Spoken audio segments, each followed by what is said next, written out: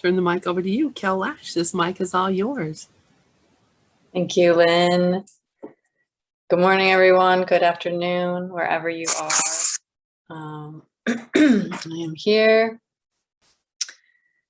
I'm in Portland, Oregon. It's supposed to be a high of 113 degrees today, maybe higher. So I'm blessed to be staying cool in my living room where there is some AC. So yeah, I'm grateful for that. There's quite a little crisis going on here out in the world, and a lot of people here don't have AC. So extending out a prayer for everyone to be safe today, stay cool, find some safety and some comfort, however they can today. So with that said, I wanted to read, so last week I was reading chapter 15, the Holy Instant, and section 5, the Holy Instant and Special Relationships. And I have been really digging into that this week and continuing from there, reading that. So I wanted to just read the next section of that, which is section 6, the Holy Instant and the Laws of God. So that's where I'll begin. It is impossible to use one relationship at the expense of another and not to suffer guilt.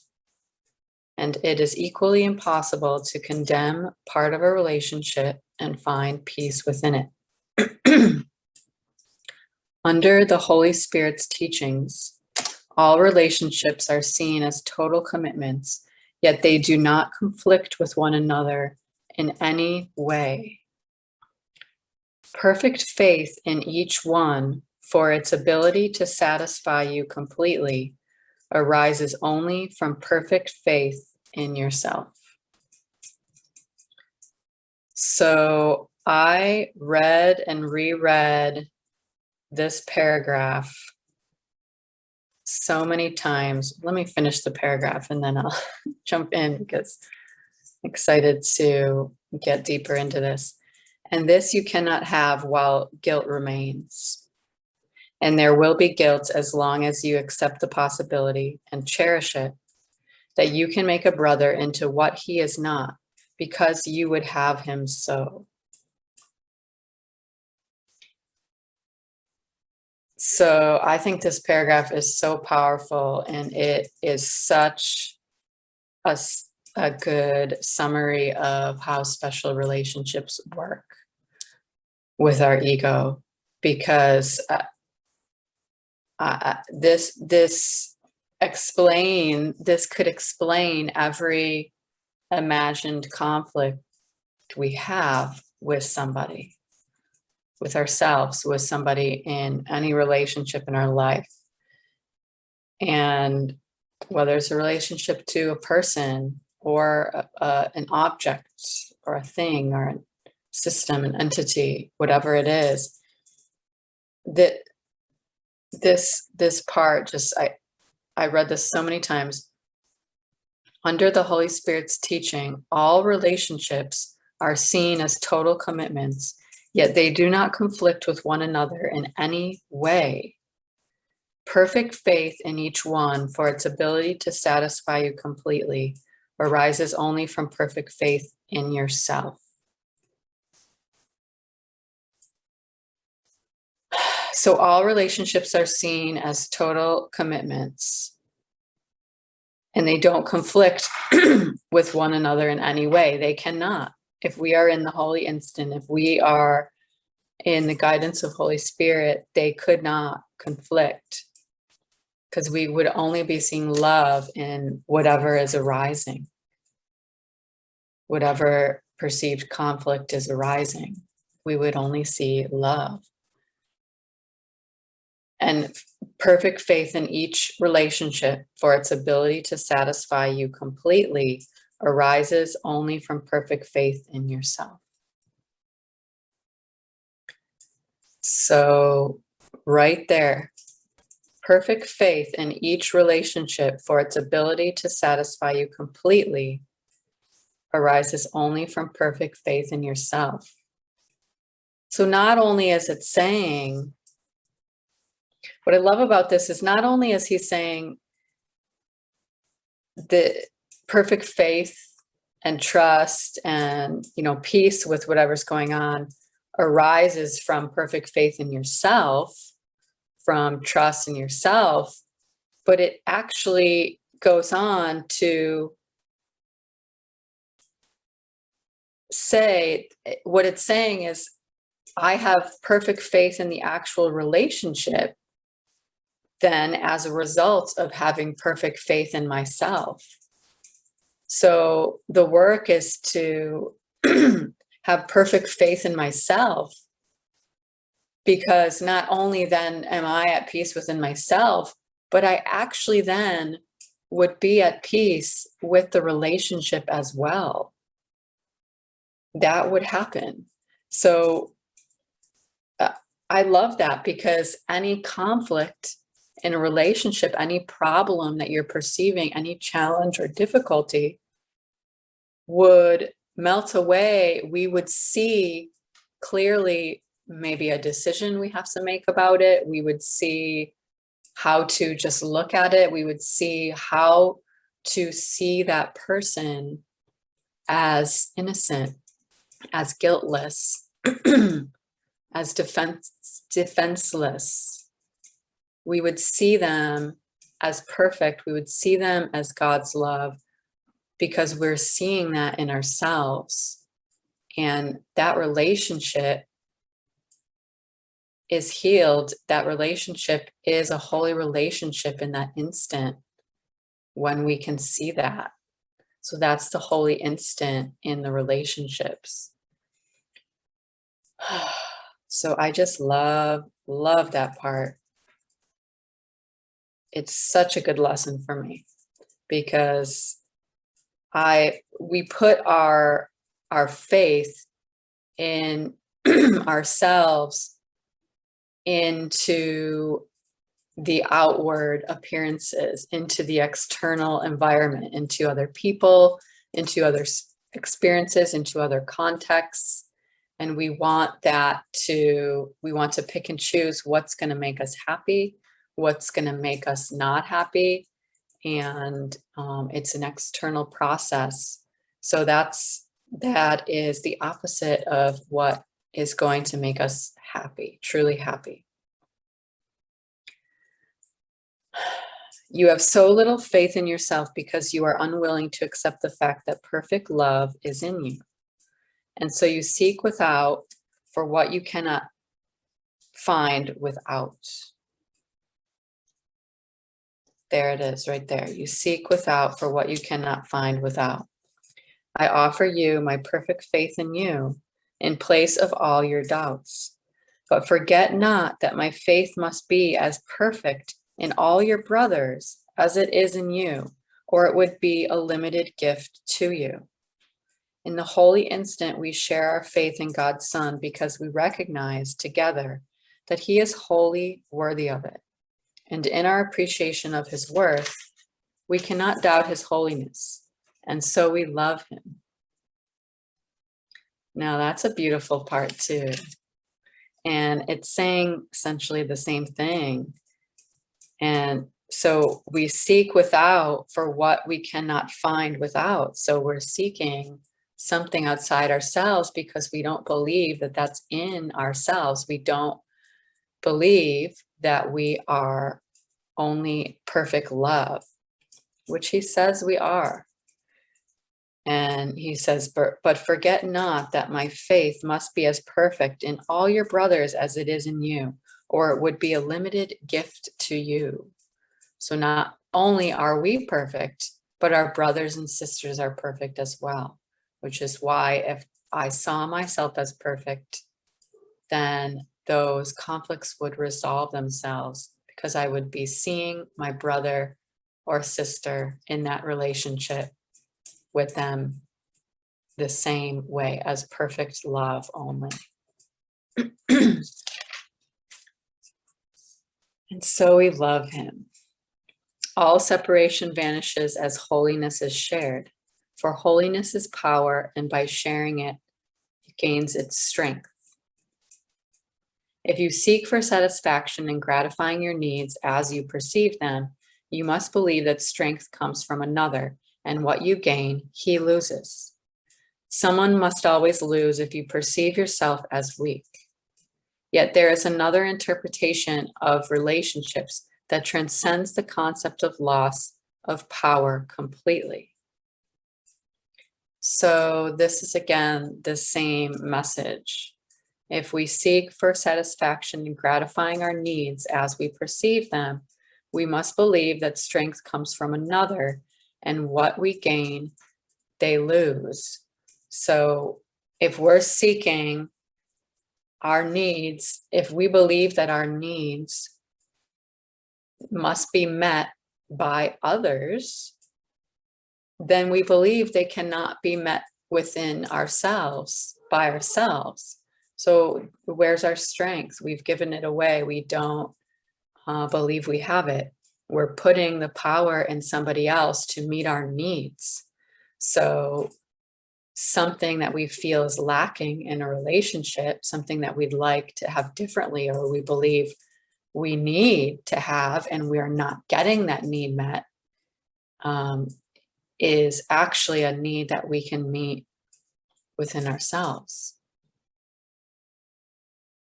And maybe if we really can't, it doesn't matter, because maybe that means we stay with that person, like for example, in an intimate relationship, or even a friendship or a family relationship even. Maybe that means we choose to keep that person in our life at the same level, but look at it differently and put boundaries up. Maybe that means we choose to put more boundaries up and limit the amount of time we have with that person in our life, because it doesn't feel good, because those needs are not being met. And that's okay, because even though I can meet my needs, it doesn't mean I want to be around people who are unloving, or who are unable to communicate in certain ways or do certain things to assist in the joining of love. So, yeah. You do not find it difficult to believe that when another calls on God for love, your call remains as strong. Nor do you think that when God answers him, your hope of answer is diminished. On the contrary, you are more inclined to regard his success as witness to the possibility of yours. That is because you recognize, however dimly, that God is an idea, and so your faith in him is strengthened by sharing. What you find difficult to accept is the fact that, like your father, you are an idea. And like him, you can give yourself completely, wholly, without loss, and only with gain. Herein lies peace, for here there is no conflict. So here I like the part where he says, where is it?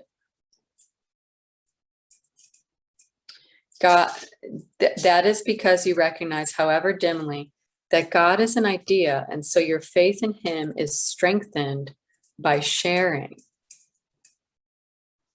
So if we think of an idea, when we have an idea, like say somebody has an idea and they want to change the world with their idea, they're not going to change the world by just having that idea. They can begin to make some big changes by praying about it and energizing it. But they have to go out and live that idea and share that idea and join with others and share it to expand that idea and make it actually known as truth. This is exactly what Jesus did. He had this idea, which is truth, that we are all love. We are all loved by God. We all have that inside us. And he shared that idea. And many people were so terrified of themselves, of that idea, that they could be love, that they persecuted him for it. And they were scared of it. But aside from that, he couldn't go out and perform miracles without meeting the people who were lining up to receive the miracles. So those people as well, they didn't show up and line up to be healed by Jesus because they didn't have an idea that he would heal them. They were there because they heard of this idea that they could be healed. And so they were there with at least some tiny belief or tiny willingness that would actually be true, that they could actually be healed. So then that idea is expanded into, that's what's actually happening, and then that's the truth, and then they're healed. So I like this. The idea of an idea. In the world of scarcity, love has no meaning and peace is impossible. For gain and loss are both accepted, and so no one is aware that perfect love is in him. In the holy instant, you recognize the idea of love in you and unite this idea with the mind that thought it and could not relinquish it. By holding it within itself, there is no loss. The holy instant thus becomes a lesson in how to hold all of your brothers in your mind, experiencing not loss but completion. From this, it follows you can only give. From this, it follows you can only give. And this is love, for this alone is natural under the laws of God. In the holy instant, the laws of God prevail, and only they have meaning.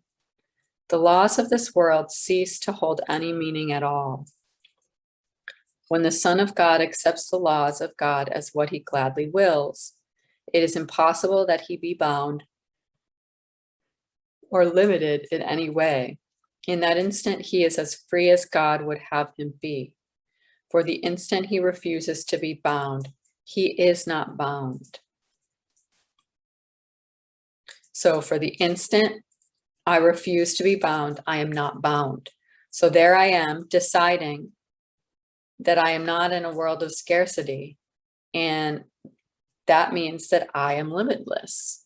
But the moment I believe, I go back into the belief of lack and limitation and fear, I'm in a world of scarcity where there are not, the things outside myself are not going to meet my needs.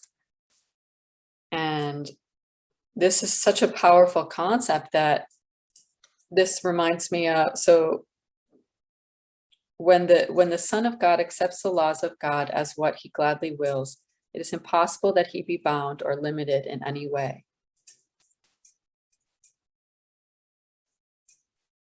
In that instant, he is as free as God would have him be. For the instant he refuses to be bound, he is not bound.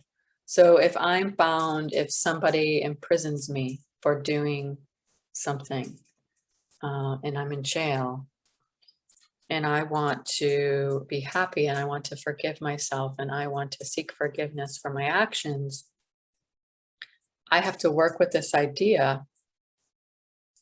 So if I believe that that's who I am, and I have made that mistake, and then that defines who I am, and that means that I'm a bad person, then I will not be free. I will not feel free for the rest of my life if I am in that jail cell. Even if I was out of that jail cell, it wouldn't make a difference. I wouldn't feel free. But if I was actually doing my forgiveness work and setting myself free from the belief that I've had about myself. So he's talking about the laws of this world. So these laws we've made up are laws like our core beliefs, like I am not worthy, I am unlovable, I am a sinner, I am a bad person.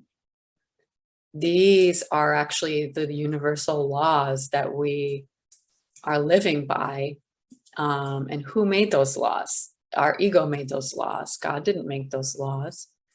So we're living by these arbitrary laws. And if we can undo those and ask Holy Spirit to remove the blocks so that I can undo my perception of those and say, I want to see, I want peace. I must be seeing this wrongly because I'm not at peace about this. I don't feel good about myself, about what's happening, about my brother or sister. So something must be off. So I'm not in a loving place. So let's call on love. I make a call for love to the Holy Spirit to assist me with this. And in the instant I refuse to be bound, I'm not bound, so I'm free. So if I was in a jail cell for the rest of my life, I could still experience peace and freedom and joy if I did this forgiveness work with myself and remembered really who I am. In the holy instant, nothing happens that has not always been. Only the veil that has been drawn across reality is lifted. Nothing has changed, yet the awareness of changelessness comes swiftly as the veil. Yet the awareness of changelessness comes swiftly as the veil of time is pushed aside. No one who has not yet experienced the lifting of the veil and felt himself drawn irresistibly into the light behind it can have faith and love without fear. Yet the Holy Spirit gives you this faith because he offered it to me and I accepted it. Fear not, the holy instant will be denied you, for I denied it not. And through me, the Holy Spirit gives it unto you, as you will give it. Let no need you perceive obscure your need of this, for in the holy instant you will recognize the only need the sons of God share equally, and by this recognition you will join with me in offering what is needed. So Jesus says, yet the Holy Spirit gives you this faith because he offered it to me and I accepted it. So right there, all that happened was Holy Spirit offered him that faith in love without fear, and he accepted it. He answered that call and he said, I am all in. I'm completely in. I'm here to do this. No matter what happens, this is my mission. This is my purpose. This is my calling to fully accept this. And that's exactly what he did. He lived that life to his death and beyond. And he's saying, we just need to join with him and do the same thing. That's it. So all we need to do is accept what is constantly being offered.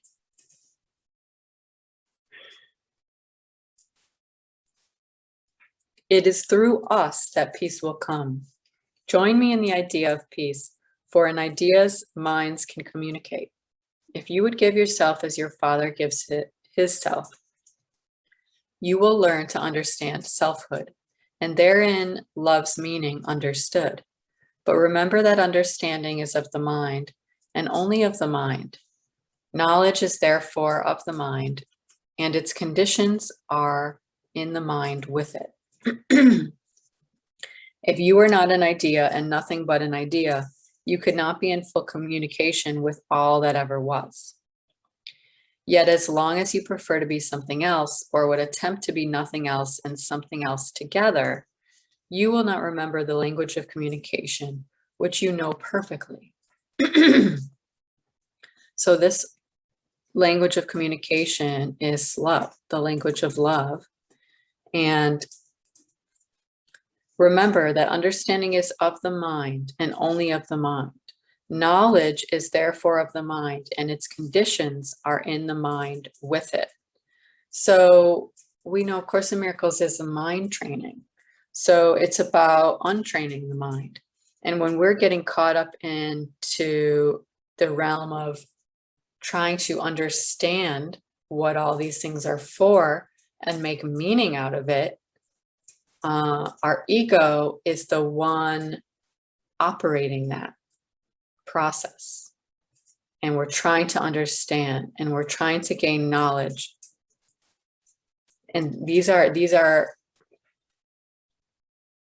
things that our ego does.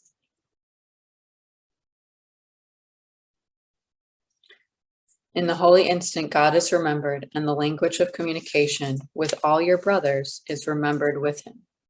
For communication is remembered together, as is truth. There is no exclusion in the holy instant, because the past is gone, and with it goes the whole basis for exclusion. Without its source, exclusion vanishes, and this permits your source and that of all your brothers to replace it in your awareness. God and the power of God will take their rightful place in you, and you will experience the full communication of ideas with ideas. Through your ability to do this, you will learn what you must be, for you will begin to understand what your Creator is and what his creation is along with him. So this is the process of doing it. He's explaining. God and the power of God will take their rightful place in you, and you will experience the full communication of ideas with ideas. So this is a process that's just going to be flowing through us. The language of love, the language of truth, the language of our perfect divinity, our perfect nature is going to be flowing through us naturally. We don't have to seek and gain specific knowledge and learn things and know certain skills for any of this to happen. This is accessible to everyone if we just open ourselves up to it, to hear that truth, hear that voice, feel that voice, however it comes through us. It's all different for all of us. If we can open up to that, then we can really see.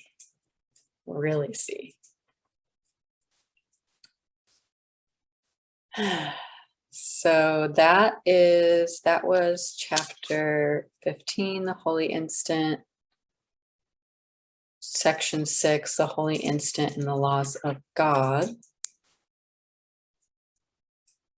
So this is section 7, the next section, the needless sacrifice. Beyond the poor attraction of the special love relationship, and always obscured by it, is the powerful attraction of the Father for his Son. There is no other love that can satisfy you, because there is no other love. This is the only love that is fully given and fully returned. Being complete, it asks nothing. Being wholly pure, everyone joined in it has everything. This is not the basis for any relationship in which the ego enters, for every relationship on which the ego embarks is special. So this is similar to the beginning of the last section, where he's explaining, he's reminding us that this is the only love that's fully given and fully returned, is God's love. There's no other love that can satisfy us, because there is no other love. So special love isn't actually love, isn't real love. It's ego's disguise as love. Therefore, we will start believing that we need certain things, certain behaviors to occur in order to feel loved and be loved by somebody else or ourselves. We're subject to that within ourselves. We believe we have to do certain things. We have to be a certain way, be a certain amount of helpful or caring in order to have that love returned by us, by the people we give it to. And that is not how love works. That is not the universal law of love. That's not how it flows. And we're limiting our ability to love ourselves and others and receive the love from others if we believe that. The ego establishes relationships only to get something, and it would keep the giver bound to itself through guilt. It is impossible for the ego to enter into any relationship without anger, for the ego believes that anger makes friends. This is not its statement, but it is its purpose. For the ego really believes that it can get and keep by making guilty. This is its one attraction, an attraction so weak that it would have no hold at all, except that no one recognizes it. For the ego always seems to attract through love and has no attraction at all to anyone who perceives that it attracts through guilt. So I like the part where he says it is impossible for the ego to enter into any relationship without anger, for the ego believes that anger makes friends. Wow. So anger is always there with the ego, and it enters in, and it believes that the anger makes friends. So this is actually, if we think about what this makes me think about is when we enter friendships or intimate relationships with people, and the connection that starts that relationship is very much based on like a trauma bond. So you have, you've had some childhood trauma, some experiences. The other person has had their own childhood trauma or experiences, and you can relate to that person on that level, which is a wonderful thing to be able to relate to somebody. And there can be healing in that. But what's happening is the relationship develops through the trauma bond, through that shared experience. And so that's the ego. That's the ego believing that the anger makes friends. So, then we're sharing our battle wounds and our stories, and we're getting caught up in the stories of what happened. And that can feel really validating and really healing in our relationships. But at some point, we could actually, at any point in any relationship like that, that's formed on a trauma bond, can be transformed into a holy relationship by taking that anger, taking that ego out and seeing the truth, seeing love, seeing that I can rewrite a different story for myself and tell myself that this story doesn't have to be the cause of my suffering, of my pain, of my sadness, and of my fear. I can actually be happy no matter what has happened to me. I can do that. The sick attraction of guilt must be recognized for what it is. For having been made real to you, it is essential to look at it clearly, and by withdrawing your investment in it, to learn to let it go. No one would choose to let go what he believes has value. Yet the attraction of guilt has value to you only because you have not looked at what it is and have judged it completely in the dark. As we bring it to light, your only question will be why it was you ever wanted it. You have nothing to lose by looking open-eyed, for ugliness such as this belongs not in your holy mind. This host of God can have no real investment here. So what strikes me about this section is like, so when we're really choosing to let go of what we believe has meaning and value, like, for example, this bad thing that happens to me, I believe that the meaning that has, the value that has, is that I am going to be miserable. I'm going to be in pain. I'm going to be in fear. I'm going to be resentful and angry about that. That's the meaning I've made, which is pretty crazy.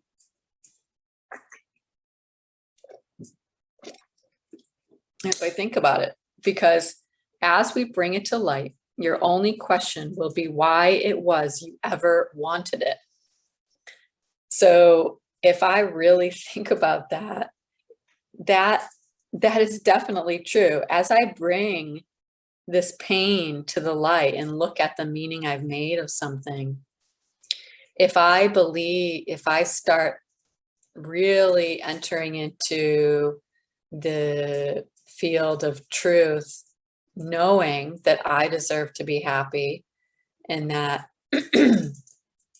I get to be free of this illusion and be happy no matter what that was that's been happening to me. Well, my only question would be, why did I ever want it? That makes sense. Why would I ever have wanted to believe that I could be unhappy? Isn't that kind of insane? Isn't that really insane? To believe that we're not supposed to be happy, that we don't deserve to be happy. I mean, what's the point? How did we come to that meaning? Like, that is really, how did we come to that meaning? Ego brought us there. It doesn't matter how we came to it, because we can always, no matter how deep into it we get, if we're on the brink of killing ourselves, if we tried to kill ourselves and we end up in the hospital and because we weren't successful in going through with it all the way, and we wake up and we're still alive, we realize in that moment we can choose to see this differently. We really can.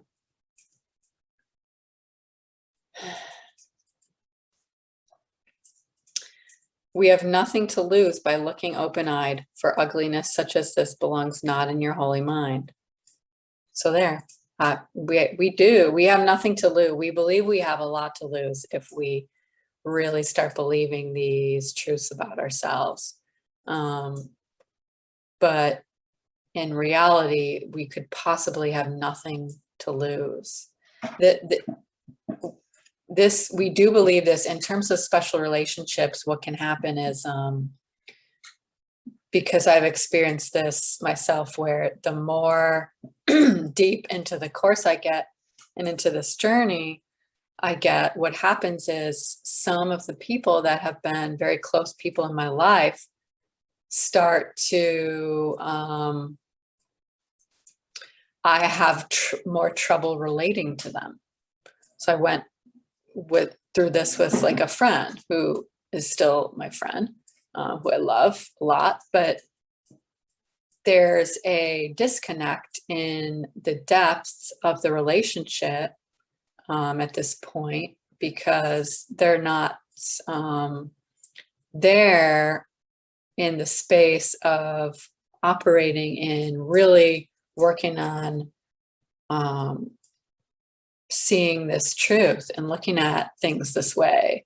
So what happens is I have, not so much anymore, but I have, I'm sure it will come up again and again throughout my life as I go deeper and deeper into this life, but I experience that as a loss. Like, we experience those relationships as a loss. If a relationship ends or becomes more distant, we experience that as a loss, and it's sad.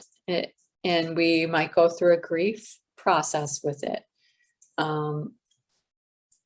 But it's not that something has actually been lost. It's that we're gaining truth. So even though that person might not be in your life anymore, there's a reason that happened, because you're gaining truth. You're stepping into the truth about yourself, the innocence, the love, and there isn't a match anymore. And that's perfectly okay. And the process of that can feel like grief and like loss, because it feels like something is being lost. We know it's not being lost, but we do have to treat it first as if it's being lost, in order to really look at it straight in the eye and question it. Okay, I'm only subject to what I see. This is a belief I hold in my mind. Is this really true? I really want to see this differently. Yeah. So we said before that the ego attempts to maintain and increase guilt, but in such a way that you do not recognize what it would do to you. For it is the ego's fundamental doctrine that what you do to others, you have escaped. The ego wishes no one well, yet its survival depends on your belief that you are exempt from its evil intentions. It counsels, therefore, that if you are host to it, it will enable you to direct its anger outward, thus protecting you. And thus it embarks on an endless, unrewarding chain of special relationships forged out of anger and dedicated to but one insane belief, that the more anger you invest outside yourself, the safer you become. Wow. I love this too. So the ego wishes no one well. Period. The ego wishes no one well. The ego is not there to ever do anything that actually makes you feel good. Yet it convinces us through manipulation that is what it's doing, to protect us and make us safer. And this last part, wow. And thus it embarks on an endless, unrewarding chain of special relationships forged out of anger and dedicated to but one insane belief, that the more anger you invest outside yourself, the safer you become. Who cannot relate to that, either in their own life, their own journey with relationships they've experienced, or watching other people in their life experience that pattern of relationships, being angry at the world, blaming the world. If I just look around outside, if I look on the news, if I look on social media, that's being portrayed by many people. The anger we invest outside ourselves makes us feel safer, makes us feel right. That is going on intensely right now in our world, in our communities, in our nations, and like everywhere. There's so much of that. So we really have to be doing this inner work and questioning that. Otherwise, this sets us into an insane, unrewarding chain of special relationships. And it's all based on this one insane belief that we are actually safer the more anger and fear we invest outside ourselves. That can very, very much feel true.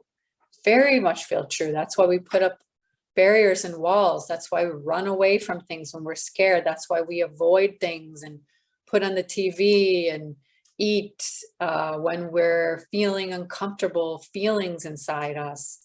That causes all of those things inside us. So it feels very true. It feels very real, and it feels very true. But we know it's not. So thank God for that. It is this chain that binds the Son of God to guilt. And it is this chain the Holy Spirit would remove from his holy mind. For the chain of savagery belongs not around the chosen host of God, who cannot make himself host to the ego. In the name of his release, and in the name of him who would release him, let us look more closely at the relationships the ego contrives, and let the Holy Spirit judge them truly. For it is certain that if you will look at them, you will offer them gladly to him. What he can make of them, you do not know, but you will become willing to find out, if you are willing first to perceive what you have made of them. I love when he talks about willingness. I love it, because he's reminding us again, he does this many times, it is certain that if we look at them, we will offer them gladly to him. So, but in order to offer them, we have to look at them. We have to look at them. There's no other way to offer them if we're not willing to look. So we actually have to go inside our bodies and look at the pain, the fears, the resentment, those grievances, those judgments, those attacks on ourselves and others, and really look at them. Take a good, hard look. And that's not easy. It's not easy to look at when I have a judgment of somebody else in the world, to be willing to say to myself, okay, I am now willing to look at where is that judgment in myself against myself, because it can be really hard to see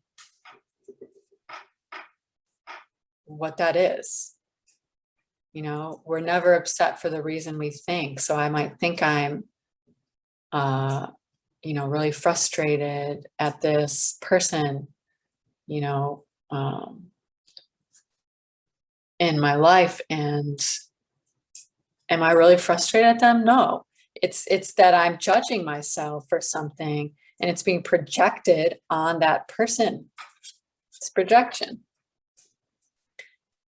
So we have to turn the projection around and actually kind of like project it to ourselves, redirect it on ourselves. So we shine the light on ourselves and we look at, where is that projection showing up within myself, against myself? And that is the hardest work. And then he says, for it is certain that if you will look at them, you will offer them gladly to him. But we must be willing first to perceive what meaning we've made of them. Right there. I love it. In one way or another, every relationship the ego makes is based on the idea that by sacrificing itself, it becomes bigger. The sacrifice, which it regards as purification, is actually the root of its bitter resentment. For it would prefer to attack directly and avoid delaying what it really wants. Yet the ego acknowledges reality as it sees it and recognizes that no one could interpret direct attack as love. Yet to make guilty is direct attack, although it does not seem to be. For the guilty expect attack, and having asked for it, they are attracted to it. So that is what I was speaking about with projection and how it works. So yet to make guilty is direct attack. So if I make somebody else guilty by judging or blaming them for it, even if it's just a judgment or blaming in my own mind against them, that's a direct attack on myself. It's a direct attack on them. It's a direct attack on myself.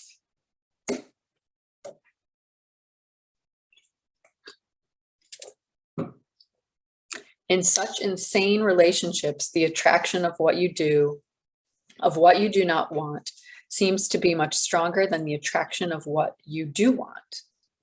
For each one thinks that he has sacrificed something to the other and hates him for it. Yet this is what he thinks he wants. He is not in love with the other at all. He merely believes he is in love with sacrifice. And for the sacrifice which he demands of himself, he demands that the other accept the guilt and sacrifice himself as well. Yeah. Forgiveness becomes impossible, for the ego believes that to forgive another is to lose him. It is only by attack without forgiveness that the ego can ensure the guilt that holds all its relationships together.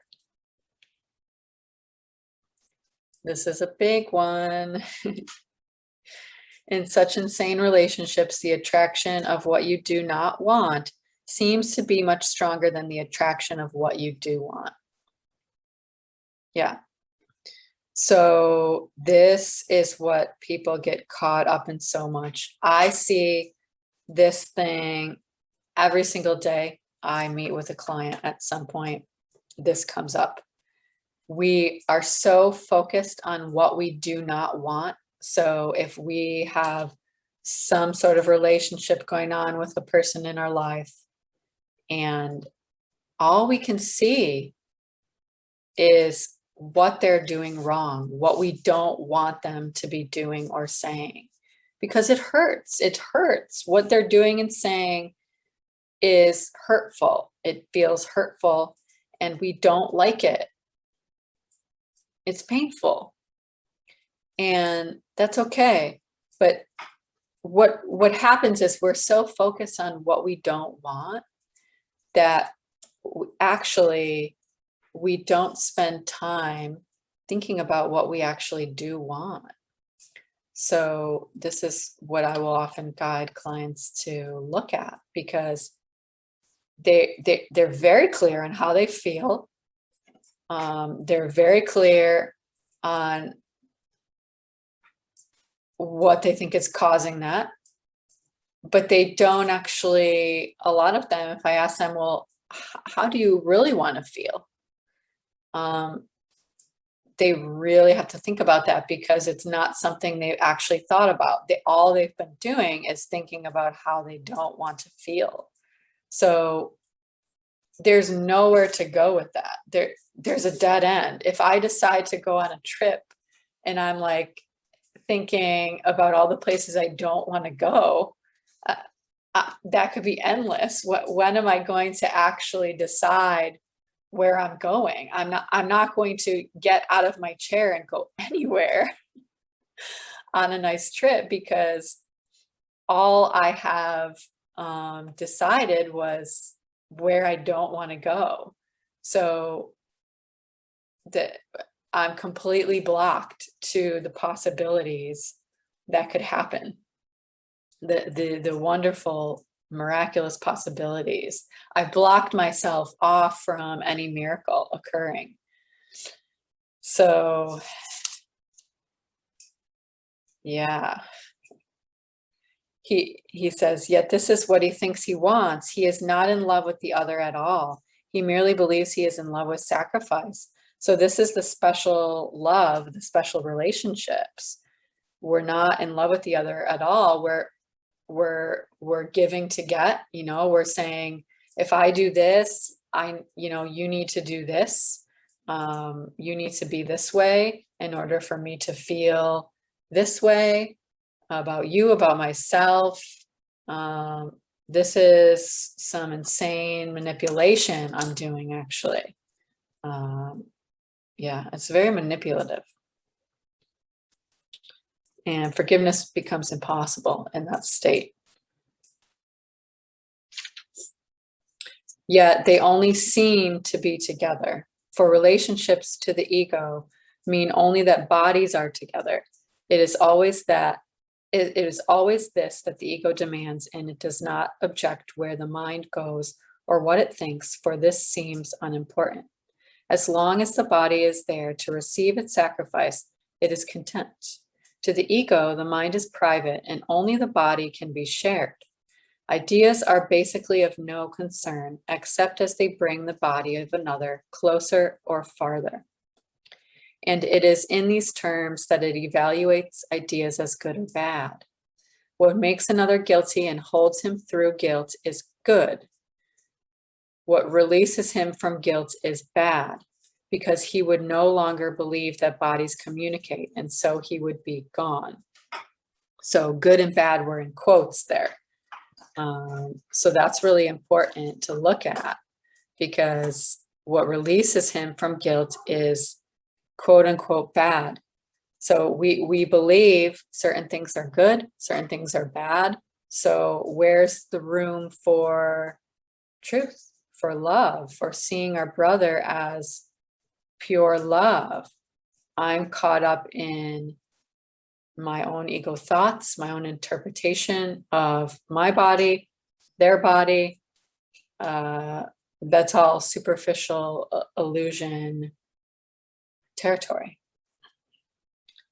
Do I have time for one more paragraph? Let's see. Suffering and sacrifice are the gifts with which the ego would bless all unions. And those who are united at its altar accept suffering and sacrifice at the price of, as the price of union. In their angry alliances, born of the fear of loneliness and yet dictated to the continuance of loneliness, each seeks relief from guilt by increasing it in the other. For each believes that this decreases guilt in him. The other seems always to be attacking and wounding him, perhaps in little ways, perhaps unconsciously, yet never without demand or sacrifice. The fury of those joined at the ego's altar far exceeds your awareness of it. For what the ego really wants, you do not realize. So here he's getting into that a lot of these things are unconscious, which is absolutely true. We're not having conscious thoughts throughout the day about these things, about our core beliefs, like we're unworthy and we need, we are not lovable and this person is wrong. Like, sometimes when we really look at these, they become conscious, but this is a subconscious process going on in our minds all the time. So back to willingness to wrap up. Let's be willing. I pray that myself and others, because we're all one, are willing to look at these discomforts in our mind, in our body, to look at what our beliefs are, to look at the emotions that those beliefs are causing in us, and to look at the discomfort and the sensations in our body that are resulting from this, and then to be willing to look at this in a different way. Is this serving me? If it's not, am I willing to see this a different way? So I'll end there. Thank you.